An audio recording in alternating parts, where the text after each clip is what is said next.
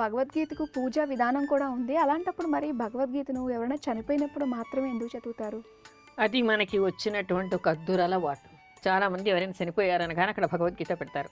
అదేమిటంటే ఎక్కడైనా భగవద్గీత వినిపిస్తోంది అంటే ఇక్కడ దగ్గరలో ఎవరైనా చనిపోయారా అనేటువంటి అనుమానం వచ్చే విధంగా తయారైపోయింది. కానీ భగవద్గీతను అప్పుడు మాత్రమే చదువుతారా? భగవద్గీతను రోజూ చదవాలి, గీతాపారాయణం రోజూ చేయాలి. కానీ అలాంటిది పూర్తిగా అడుగంటిపోయి భగవద్గీతను ఎప్పుడు చదవాలి అనేటువంటిది కూడా తెలియకుండా తరాలు మారుతూ ఉంటే కేవలం చనిపోయిన ఇంట్లో మాత్రమే ఇది పెడతారు. ఆ ఇంట్లో భగవద్గీత వినపడుతోంది అంటే ఆ ఇంట్లో ఎవరో చనిపోయారు అనేటువంటి అర్థం వచ్చేలాగా కాలం మారిపోయింది.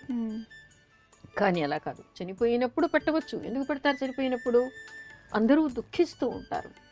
అందుకని వాళ్ళకి ఉపశమనం కలగటం కోసం అని చెప్పేసి మరణం అంటే ఏమిటి అని అర్థం చెప్పేలాగా భగవద్గీత వాళ్ళకి వినిపిస్తూ ఉంటారు.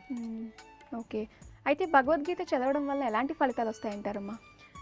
భగవద్గీత చదవటం వలన ఎలాంటి ఫలితాలు వస్తాయి అనడానికి అసలు నాకు శక్తి చాలదేమో, ఇంకొకటి ఎపిసోడ్ కూడా సరిపోదేమో, అంత అద్భుతమైనటువంటి ఫలితాలు వస్తాయి. ఒక మోక్షదాయి అయినటువంటిది భగవద్గీత. ఏమని చెప్తారంటే అసలు గీతా గంగ అంటారు. గంగ ఏమో విష్ణు పాదాల దగ్గర నుంచి పుట్టిందిట. విష్ణు పాదాల దగ్గర పుట్టినటువంటి గంగ శివుడి శిరస్సు మీదకి ఎక్కింది. గంగా స్నానం చేస్తే లోకంలో ఉండేటువంటి సకల తీర్థాల్లో స్నానం చేసినటువంటి ఫలితం వచ్చి సకల పాపాలు పరిహారమై ముక్తిని పొందుతారుట. గీతా గంగ ఎలాంటిది అంటే విష్ణు నోటి నుంచి వచ్చినటువంటిది. పాదాల దగ్గర పుట్టినటువంటి గంగ అలా విధంగా ఉంది. విష్ణు స్వయంగా, అంటే కృష్ణుడు స్వయంగా భగవానుడు అని చెప్తాం కదా, ఆ శ్రీకృష్ణుడు స్వయంగా చెప్పినటువంటిది గీత. అది అందుకని ఆ గీతా పారాయణం చేయటం వలన మోక్షప్రాప్తి కలుగుతుందని, విష్ణు కైవల్యం కలుగుతుంది అని. అసలు ఒక్కటి కాదు, దాని గురించి చెప్పాలి అంటే అసలు నాకు శక్తి చాలదేమో, అంతటి ప్రయోజనాలు ఉన్నాయి. అంటే మనకి జీవించడానికే ప్రయోజనాలు ఉన్నాయి, మరణానంతరం ప్రయోజనం ఉంది, కల్మషాలని పోయేటువంటి అవకాశం ఏర్పడుతుంది, విష్ణు కైవల్యం లభిస్తుంది అంటారు. అమ్మ ప్రతి మోహన్ అనే కాలర్ లైన్లో ఉన్నారు, వారితో మాట్లాడదాం. హలో. Hello madam. హలో, నమస్కారం అండి. నమస్తే అండి. మోహన్ పేరు మీద రిజిస్టర్ చేసుకున్నారు కదా? అవును మేడం. ఒకసారి బర్త్ డీటెయిల్స్ కన్ఫర్మ్ చేసుకుందాము. డిసెంబర్ 20, 1971 ఉదయం 5:42 బండి ఆత్మకూరులో పుట్టారు. అవునండి. ఓకే అండి, సమస్య ఏంటో చెప్పండి మేడంతో. చెప్పండి అమ్మా. బిజినెస్ గురించి మేడం, ఫ్యూచర్ ఎట్లా ఉందని ఫైనాన్స్ చేస్తారు. బిజినెస్ చేస్తుంటారా? అవును మేడం. ఇక్కడ ఈయనకి బిజినెస్కి చాలా బాగుందమ్మా. కాకపోతే ఈ జనవరి 26 వరకు కొంచెం ఇబ్బందిగానే ఉంటుంది. ఎందుకంటే బుధ గురువులు ఇద్దరూ ఇతనికి లగ్నంలో ఉన్నారు. వారితో పాటు గోచార శని ఉన్నాడు. గోచార శని 26 జనవరికి వెళ్ళిపోతాడు. కాకపోతే ఏలినాటి శని ప్రారంభమవుతుంది 26 జనవరికి. కొంత ఇబ్బందులు, మనస్తాపం ఉన్నప్పటికీ కూడా బిజినెస్కి అయితే ఏమి ఇబ్బంది ఉండదు. అదే మేడం, ఇచ్చాము, అవన్నీ కొద్దిగా రావట్లేదని పెట్టుకున్నాం మేడం. రావాల్సినటువంటి డబ్బులు ఉన్నాయా మీకు? దానికోసం చింత? అవును మేడం. మీరు రోజు గణపతి ప్రార్థన చేసి తర్వాత దత్తాత్రేయ స్వామి ప్రార్థన చేసి సుమంతో శ్రీ కార్తవీర్యార్జునాయ నమః. అమ్మ, ధనుర్మాసం అంటే మార్గశిర మాసమా లేదంటే పుష్యమాసమా? మార్గశిరము, పుష్యము అనేటువంటివి చాంద్రమానాన్ని అనుసరించి వచ్చేటువంటి మాసాలు. అంటే చాంద్రమానం ప్రకారం మనం ఏం చెప్పుకుంటూ ఉంటాము? ఏ మాసంలో పౌర్ణిమ రోజు చంద్రుడు ఏ నక్షత్రంలో ఉంటాడో ఆ నక్షత్రం పేరు ఆ మాసానికి వచ్చింది. ఆశ్వీజ మాసం అంటే అశ్విని నక్షత్రంలో పౌర్ణిమ రోజు చంద్రుడు ఉండటం వల్ల దానికి ఆశ్వీజ మాసం అని. పాడ్యమి నుంచి అమావాస్య వరకు ఒక మాసంగా మనం చెప్పుకుంటాం. ఆ తర్వాత మనకి భాద్రపద మాసం, ఆశ్వీజం తర్వాత అంటే పూర్వభాద్ర నక్షత్రంలో ఉన్నప్పుడు పౌర్ణిమ రోజు మనం దాన్ని భాద్రపద మాసంగా చెప్పుకుంటూ ఉంటాం. కార్తీక మాసం అంటే కృత్తికా నక్షత్రంలో పౌర్ణిమ రోజు చంద్రుడు ఉంటే దానికి కార్తీక మాసం అని. శ్రావణ మాసంలో శ్రవణ నక్షత్రంలో పౌర్ణిమ రోజు చంద్రుడు ఉంటే దానికి శ్రావణ మాసం అని.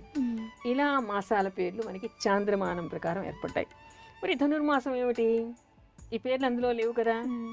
చైత్రం, వైశాఖం ఇలాంటి పేర్లే మనకు ఉన్నాయి, కానీ మిగతాయి లేవు కదా అనే సందేహం వచ్చినప్పుడు ఇక్కడ ఏమిటంటే సౌరమానం ప్రకారం సూర్యుడు ఒక్కొక్క రాశిలో ఒక మాసం ఉంటాడు. ఆ సూర్యుడు ఉన్నటువంటి ఏ రాశిలో ఉంటే ఆ రాశి మాసాన్ని సౌరమానం ప్రకారం మనం చెప్పుకుంటాం. ధనుర్రాశిలో ఉన్నాడు కాబట్టి ధనుర్మాసం. అయితే జ్యోతిష్య పరిభాష తెలిసినటువంటి వాళ్ళకి, పంచాంగం చదవటం తెలిసినటువంటి వాళ్ళకి ఇవి అర్థం అవుతాయి. మామూలుగా మనకి కుంభమాసం అని, మీనమాసం అని, సింహమాసం అని, కర్కమాసం అని కూడా అంటాం. ఓహో. అవి మనకి ప్రాచుర్యంలో లేవు కాబట్టి అందరికీ అర్థం కావు. ఒక ధనుర్మాసం మాత్రమే మనం చేస్తాం కాబట్టి అందరికీ ధనుర్మాసం అంటే మాత్రమే సందేహం వస్తూ ఉంటుంది. ఇక్కడ మీరు అన్నది ఏమిటిది, సూర్యుడు ధనుర్రాశిలో ఉన్నాడు కాబట్టి ఇది ధనుర్మాసం. కానీ చంద్రుడి ప్రకారం మనకేమవుతుంది, మార్గశిర మాసం మధ్యలో అంటే ఈ ధనుర్మాసం మధ్యకాలంలో మనకి మార్గశిర మాసం అయిపోవడం, పుష్యమాసం ప్రారంభం అవడం ప్రతిసారి జరుగుతూ ఉంటుంది. అంటే అది చాంద్రమానం ప్రకారం లెక్క పెడతాం, ఇది మనం సౌరమానం ప్రకారం లెక్క పెడతాం. అలాగే ధనుర్మాస వ్రతం చేసే వాళ్ళు కలసం పెట్టి చేస్తారమ్మా? ఇక్కడ నియమనిష్టలు కలిగినటువంటి వాళ్ళైతే లక్ష్మీనారాయణలు పూజించడం కోసం అని చెప్పేసి కలసం పెట్టి చేసుకునేటువంటి పద్ధతితో చేయవచ్చు. లేనటువంటి వాళ్ళు కూడా లక్ష్మీనారాయణులు ఏ రూపం, సీతారాములు కానీ, రాధాకృష్ణులు కానీ, వెంకటేశ్వర స్వామి కానీ, రంగనాయక స్వామి కానీ, లక్ష్మీ నృసింహస్వామి కానీ, ఏ అవతారంలో అయినా విష్ణుమూర్తిని, లక్ష్మీనారాయణుని కొలవచ్చు. మీ దగ్గర విగ్రహం ఉంటే విగ్రహానికి పూజ చేయొచ్చు, లేదా పటం పెట్టుకొని కూడా చేయవచ్చు.